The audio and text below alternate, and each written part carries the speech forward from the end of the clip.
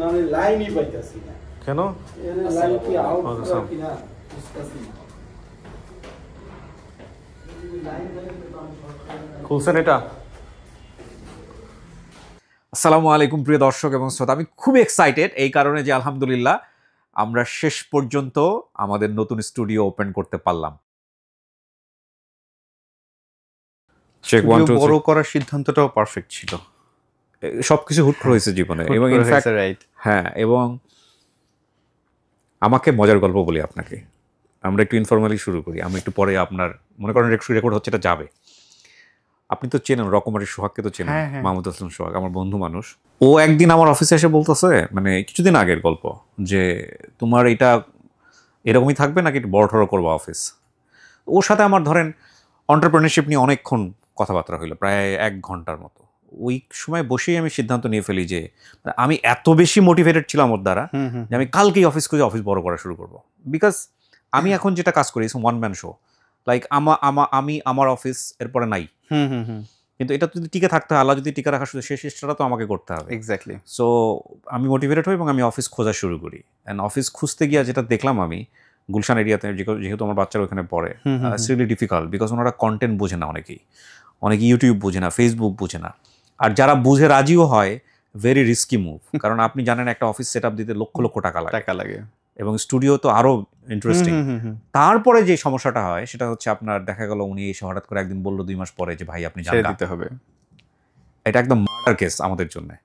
So ওই জায়গা থেকে মনে হলো যে না, যেখানে আছি এখানেই থাকি, একটু আরো আস্তে ধীরে পরে করি। পরে হুট করে আঙ্কেলের শুনলাম যে এখানে উপরতলা খালি হয়েছে, ঠিক আছে আপাতত এখানেই নিয়ে ফেলো, এটা চেঞ্জ করে ফেলি, দেখা যাক এখানে কি হয়। এবং তারপরে তো সেই দেয়াল ভাঙা থেকে শুরু করে আপনার সাথে বসা।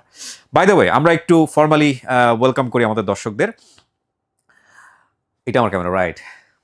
আসসালামু আলাইকুম প্রিয় দর্শক এবং শ্রোতা, আমি খুব এক্সাইটেড এই কারণে যে আলহামদুলিল্লাহ আমরা শেষ পর্যন্ত আমাদের নতুন স্টুডিও ওপেন করতে পারলাম। এবং যাকে নিয়ে আমি ভিডিও করছি, আমি জানি না, হয়তো বা এই ভিডিওটা একটা সময় ইতিহাস হবে, যে আমাদের নতুন স্টুডিওর it's a kind of professional studio. আমি বলবো সুপার প্রফেশনাল বলা খুবই মুশকিল, কারণ এটা তো ডিফাইন করতে হয় এক একজনের এক এক জায়গা থেকে, but it is professional studio. আমার নিচে যেটা ছিল ওটা ওইভাবে প্রফেশনাল স্টুডিও না, সেমি প্রফেশনাল। এবং এরকম একটা জায়গাতে শুরু করেছিলাম আমি, জানি না ফিউচার কি হবে সেই জায়গা থেকে। তো আলহামদুলিল্লাহ আমরা সেই একই জায়গাতে আমরা একটা প্রফেশনাল স্টুডিও করেছি, টপ মানে আমাদের 3 তলাতে আগের অফিস, এখন 4 তলাতে, তো 2টো ফ্লোর নিয়ে।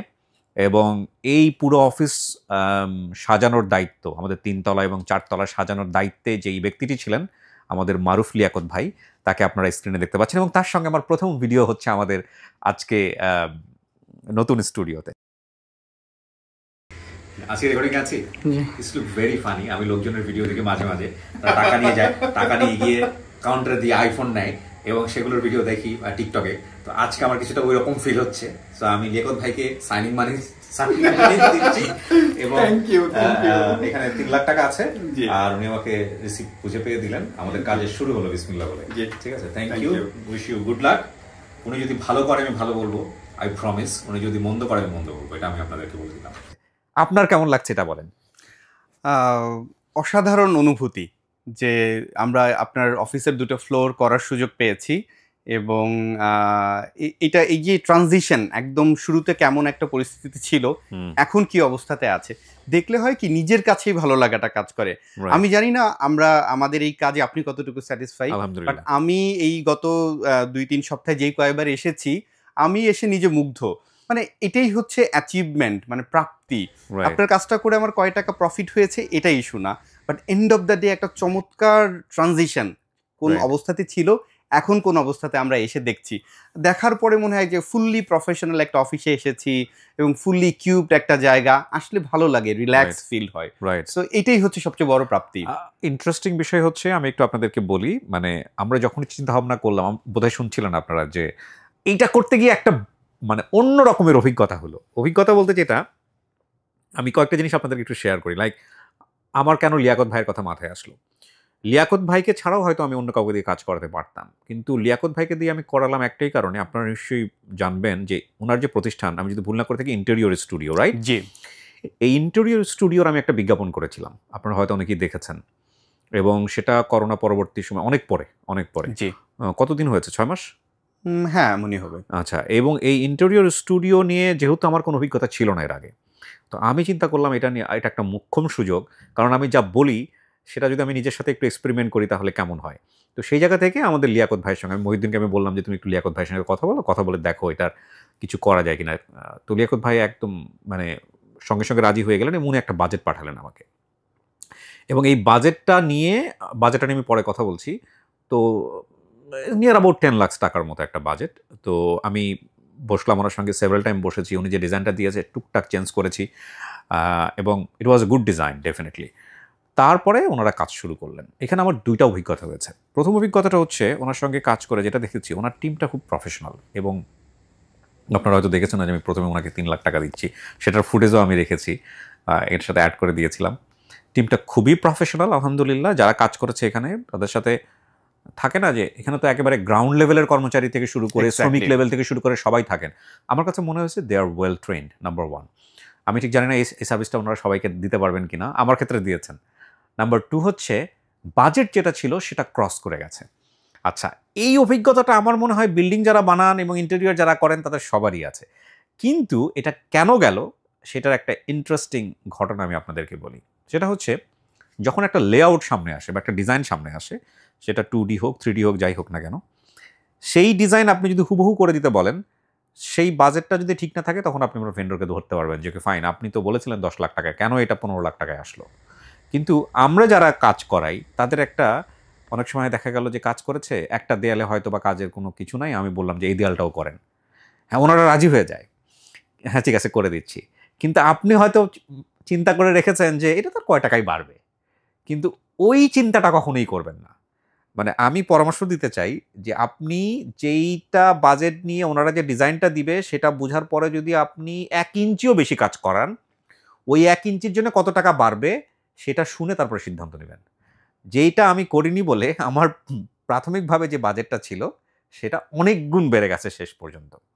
তো লিয়াকত ভাই এখানে আপনাদেরকে একটা পরামর্শ দেওয়ার আছে। সেটা হলো জি। যে আপনারাও এক্ষেত্রে ক্লায়েন্টকে আগ বাড়ায় বলতে পারেন যে আপনি এক্ষেত্রে কিন্তু আপনার এত টাকা বাড়বে। যেটা আমাদের কমিউনিকেশন লাইনে ছিল না। রাইট। রাইট? এখানে কিছু বলার আছে আপনার? হ্যাঁ, ডেফিনিটলি। এইখানে একটা ব্যাপার হচ্ছে প্রত্যেকটা প্রাইজের সাথে স্পেসিফিক হলে তখন অনেক সহজ হয়। তখন আর মিসআন্ডারস্ট্যান্ডিংটা হয় না। লেটস সে যখন বলা হলো যে, "আচ্ছা ওকে এই ওয়ালের এতটুকু কাজ করে দেন।"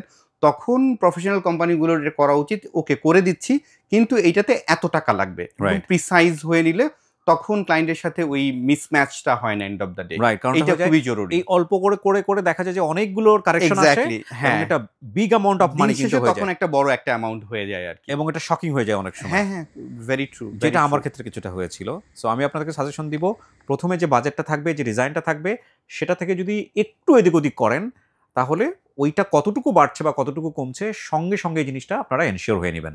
নইলে হঠাৎ করে একদিন দেখবেন ১০ দিন পরে, ১৫ দিন পরে আপনি যে বাজেট করেছিলেন সেটার প্রায় ডাবল আপনার কাছে বিল এসছে। তখন আপনার মাথা খারাপ হয়ে যাবে। না, আমি তো মানতে চাই না। আমি তো ভেবেছি এটা। সো ডোন্ট প্রেডিক্ট, এটা আমি বলব। This is a kind of paid promotion definitely. So আমি আপনাদেরকে দেখালাম আপনাদের এই চিরচেনা অফিসটা চেঞ্জ হয়ে গেছে। যারা অন্যান্য অনুষ্ঠানগুলো দেখেন তারা হয়তো আ একটু চেঞ্জ পাবেন। আগের সেই সেটআপ নাই, ক্যামেরা সমস্ত কিছু চেঞ্জ হয়ে যাচ্ছে ধীরে, ধীরে। বাট আমাদের পুরনো স্টুডিওটা আছে। ওটা আমি যতদিন এই বিল্ডিংয়ে আছি ততদিন থাকবে। আমার ভালোবাসার জায়গা থেকেই থাকবে। কারণ ওটাতে এক ধরনের ইতিহাস রচনা করেছে। সো এছাড়া বাকি সমস্ত কিছু আমরা আস্তে, আস্তে করে চেঞ্জ করেছি। এখানে আরেকটা জিনিস আমি বলব, আমাদের একটা খুব রং ধারণা ইন্টেরিয়রের ক্ষেত্রে যে ছোট জায়গায় বোধহয় ইন্টেরিয়র ডিজাইন করা যায় না। এইটা আমি বলব যে আমারও ছিল এবং আমাদের এই জায়গাটা কিন্তু খুব একটা বড় না। কারণ এটা ৬৫০ থেকে ৭০০ স্কয়ার ফিটের মধ্যে এবং ২ টা ফ্লোরের। সো এই ছোট, ছোট জায়গাটাও যে খুব সুন্দর করে ফেলা যায় ইন্টেরিয়র ডিজাইন করে, সেটা হয়তো আপনারা ক্যামেরা দেখে কিছুটা হলেও বুঝতে পারছেন। So thank you. আমি লিয়াকত ভাই আপনাকে ধন্যবাদ জানাই এবং আমি চাই আপনার ব্র্যান্ড আরও ভালো করুক। আর আমি পুরো ভিডিওতেই যদি আপনার সঙ্গে এই বিষয়ে কেউ যোগাযোগ করতে চায়, স্টুডিও করা থেকে শুরু করে ইনফ্যাক্ট ইন্টেরিয়রের ব্যাপারে, আমি ভিডিওতে নাম্বার দিয়ে দিচ্ছি। শিওর। আগাগোড়া ওনার স্টুডিওর মানে ওনার অফিসের নাম্বার থাকছে। আপনারা চাইলে যোগাযোগ করতে পারেন। আর শেষবেলায় যদি কিছু বলতে চান আপনি। কিবরিয়া ভাই, আপনাকে অসংখ্য ধন্যবাদ। আপনি ইন্টেরিয়র স্টুডিওর উপর আস্থা রেখেছেন এবং আমাদেরকে সুযোগ দিয়েছেন আপনার অফিসটা করে দেওয়ার জন্য। উই ফিল প্রাউড যে আমরা আসলে আরজে কিবরিয়া ভাইয়ের অফিসটা করার সুযোগ পেয়েছি এবং আলহামদুলিল্লাহ। আলহামদুলিল্লাহ যারা অফিসে আসবে আপনিও আমাদেরকে ফিডব্যাক জানাবেন, যারা গেস্টরা আসে তারা কেমন বলে।